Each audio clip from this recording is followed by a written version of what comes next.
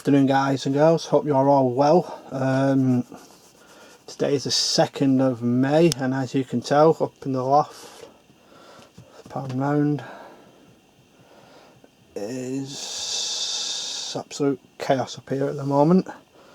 Pan round here, I think I've got an addiction. All these are out because we've hit a major snag unfortunately. And I'll show you what that snag is now.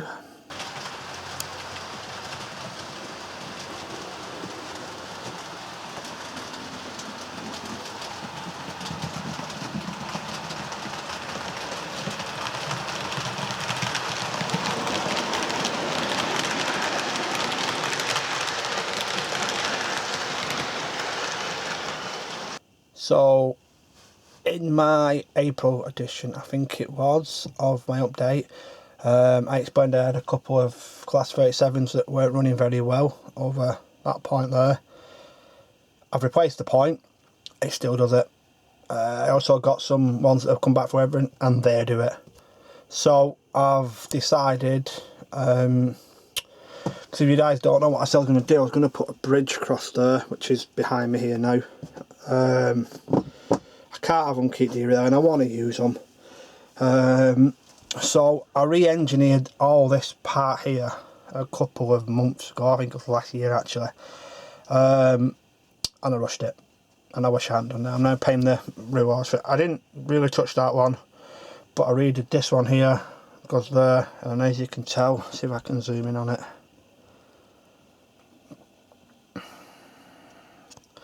Where you see the concrete, well not the far one, this is just the new one here, that is rubbish basically. I did it wrong, I rushed, I got my outside one perfect, I thought yes brilliant, and then I started doing this one and I realised that, I don't know if you can see it or not, did a kink in it there, you can't put anything on it basically. So that track which runs, excuse me, along there, I can't do it behind, but it actually runs all the way along the back there, all the way along there, it runs down here and it can never be used.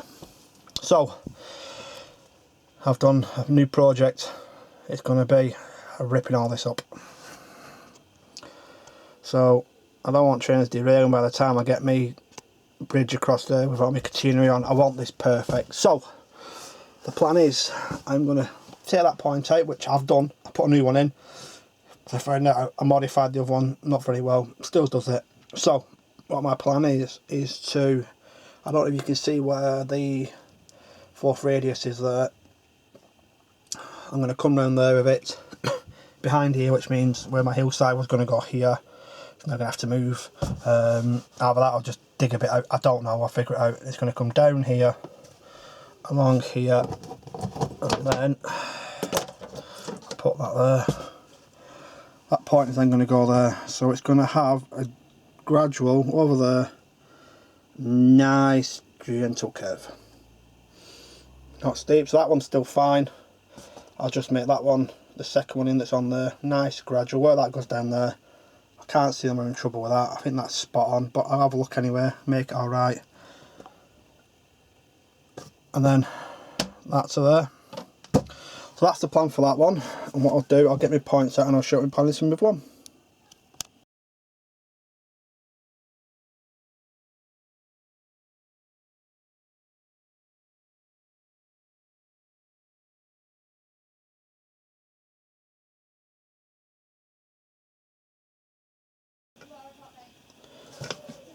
Hi guys, hope you're well. This is day 2, it's actually a week and a half, but so is life. The weather's been beautiful, so I've been obviously outside with my little boy and everything like that, so we managed to get 2 points in there, and we've got that running loop in there. As you can tell, I've mopped up that side there. That's roughly, hopefully, what it will look like. See the line light, I think that was best. Around there, and then back there, that's the plan. This one here, I've still got to take around there and join up there. I was waiting for some points to arrive, I realised that Okay, so what I realised is that I didn't have any left hand electrofrog points, so I had to order a new one of them. While I was at it, I ordered a new right one and another new right one, which is just up there. I got from Arcadia Models. I ordered them on the Saturday, they were here on the Monday, on the Tuesday. Brilliant again from Tim, thank you very much. I also ordered a whole stack of peco flexi track, so I'm going to have to do that part there. But yeah, it seems to be working alright. I put my droppers in, they're in. Just need to sort out the curve now, I've just found my electrosaw. But what I have noticed is lately on a lot of the forums, people are struggling with points. The difference between electrostat and insulfrog, basically these two. This one is insulfrog, this one is electrofrog. So what I'm going to do a bit of an idiot's guide, and basically don't be afraid of them. They're not voodoo, they're not rocket science. So what I'll do, I'll just put these up now, I'll get my meter out and I'll do a quick demo.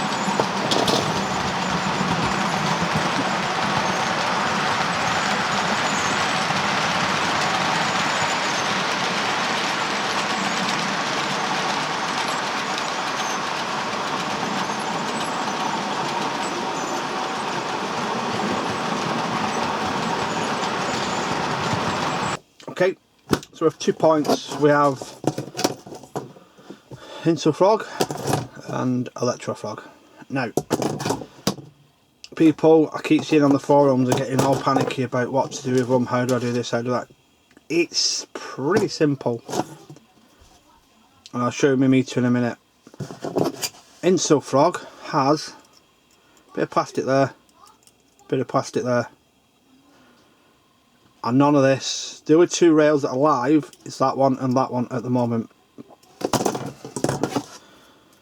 Electrofrog, all this is live, all that is live, because what you've got on the back, if I just pull in there, hopefully the camera will find it, is you have 2 little breaks there that normally have wire there and there.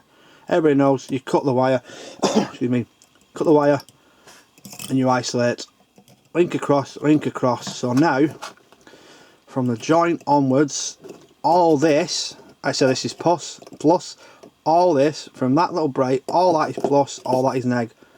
So you're not relying on your points to move it.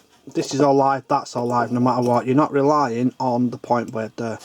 Now, insulfrog, you can do the same. It's got the room for it at the back there. Oh, sorry. Peco leave a little gap there, as you can see. Again, just bridge that gap. You're sorted. That way then, you make all this live. There's no little break in this, because you've got your brake there instead. Oh, put it down, sorry. You've got your brake there. That basically breaks the whole track up. Okay? So if you put that link across, let's say this is your pos, this is your neg, all that becomes a neg, all that becomes a pos. All the way through to here. And because they're covered, this part then is electrically sound from that. Okay, what I'll do, I'll get a meter out and I'll just give you a quick demo. Excuse me. I'll show you what I mean. So, here's to my meter. Dead sharp. So, this one has been modified, that one hasn't been modified yet. Okay, so obviously I'm going to put my meter on, put the meter on the same track, anywhere on the track, we get a shot. Same again there, brilliant. But if I was now to go flip over to the other rail, nothing, sorry my hand's in the way, nothing. The time I get a shot is when I go onto my track. So if I go to the electrofrog, now what I've done with this one, I have now made this one permanently live on both sides. So, just do a prove right to you. Pulse track, neg, nothing. But if I go now to this one where I've done it, he says, my hand in the way, I apologise. See if I can get it closer. So now I'm below where the brake is. The brake is there. So we're now below the brake. Below the brake. There you go. So now this whole switchblade is live. No matter where I go on this track, that track with that link is live. Now, if I were to go above the brake, so basically you've isolated it all. There you go, nothing. This is all dead. So from that brake onwards, this will still be live, because obviously that's its own bit of track. But from there onwards, your trains will run better all the way to there. Then when it gets to there, this is where people start to get a bit panicky. Basically, it's fallen off this one, unfortunately, but peco come with a little bit of track coming down there. A little bit of track, so a pin, a bit of wire basically. And that is basically all tied in to make, from that point onwards, live. So it makes all this basically another point, whether it be pos or neg, depending which way you go. So if I now just put my point on there and to prove it, so no matter where I go on this part of the frog now, I'm live. Go back to the insulfrog again, that has this little bit of plastic here, little bit of plastic there, compared to that one. Wait to the meter again, there'll be nothing. That was me, put them together. So there you go. Sorry, I'll try and see if I can go across the track. So if I go to anywhere on there now, it's dead. Dead, dead, dead. So with these, you don't have to put them on. I wouldn't suggest it, because what you're doing then, you're then making that part dead.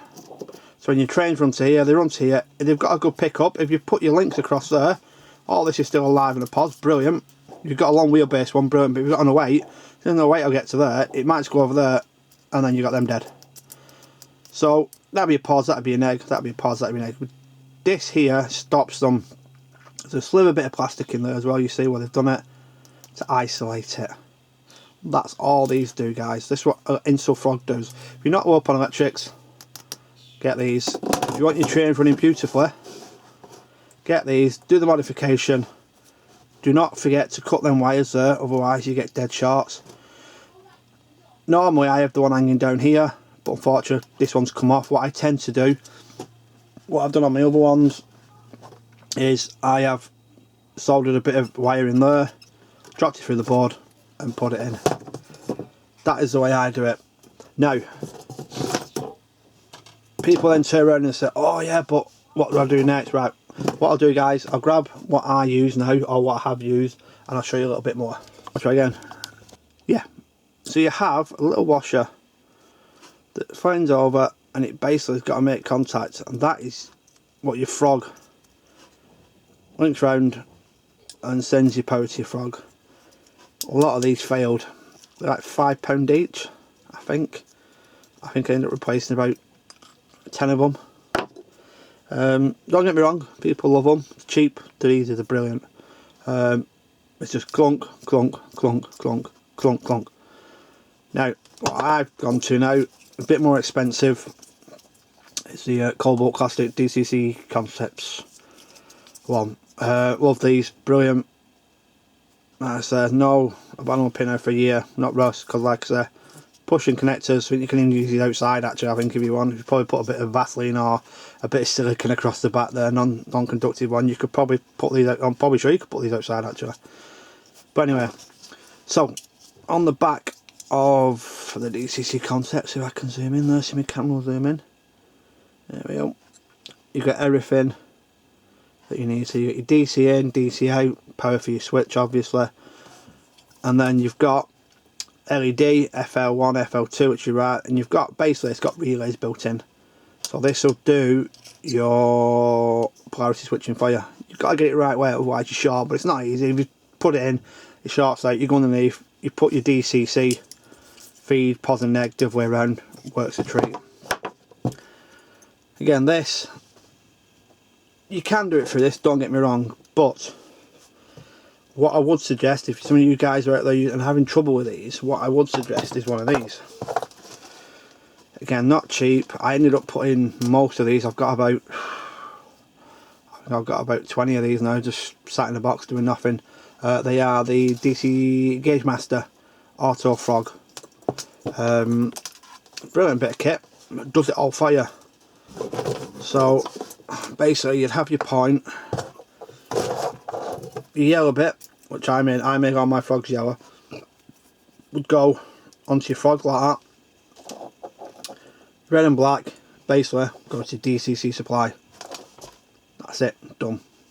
This little thing does it all for you. No matter if you get the wrong way, it does it. It's an auto one. It's got obviously resistors, it's got diodes, obviously the current only flow one way, and the relay there does it all for you. So you don't have to panic thinking, oh, I've got it all wrong, I've got it all wrong. You've not. This will do it for you, so you won't even know you've got a fault. This will just automatically boost it for you. So if you're gonna do anything, guys, the electrofrog points, there might be more out there, I don't know, other people might do them. I just found these. I think they were 15 quid for free, so again, they're not cheap. 15 quid for free. They're about 17, I think, 12, 17 quid each. I bought them in packs of 6 for 130, I think, but I know at the moment, obviously with what's going on, they're hard to come by. I got mine from Digitrains in Lincoln. They may find them other places. Try your local model shops, I don't know. But good bit of kit, but like I said, I've got 20 of them there sat there doing nothing, and these are the ones that I use now. So they're the ones that are going to go back in. I'm running it with, if you look at the other videos, I'm running it with a Mega Points controller. Again, first of all, I wish I'd done my research, because obviously I bought all the equipment for these, which is totally different to these. These are they're pulse, they're momentary ones, so they come across and go back a bit. So I've now got about 4 or 5 boards that were meant for these, which I don't need, so I had to buy more for them. So what I would say, before you do it, think what point motors you're going to use. It'll save you a lot of money in the long run. It honestly will. I found that out. But anyway, so I hope that helps. Like I said, an idiot's guide basically. So insulfrog, you've got your plastic things there. This will never go live, that will never go live. Put your links across, helps you better running, so you keep all this live. But again, if you want real life running this way, everybody uses electrofrogs again.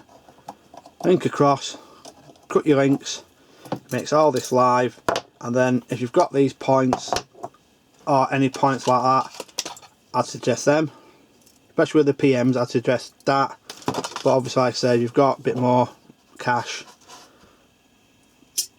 get these, because they are spot on. You can buy kits, replacement kits for the thing, so they're brilliant. Anyway, hope that helped. Any questions, just put them in the comments below, guys, and we'll crack back on with the railway now. Alright, cheers. So a little bit later, a couple of hours later, we now have a full line all the way around, joined up to there, and we've now got another line. Ignore the one hanging out there, down there, and all the way there. No droppers in yet, but got to do that. Obviously point motors, but I've got a carry here, but the temperature's gone up in the shed now, in the loft, sorry, to just short of 21 degrees. It's getting too hot up here now, it's getting stifling. So I think I'm going to call it a day there. I think we'll call this part 1, and we'll come back for part 2, and we'll have to do all that. I think that'll be part 2, I think. So I hope you enjoyed it. Anything you're not happy about, give a shout. Put some things in the comments, guys, it'd be very appreciated. I hope you like my thing on the points.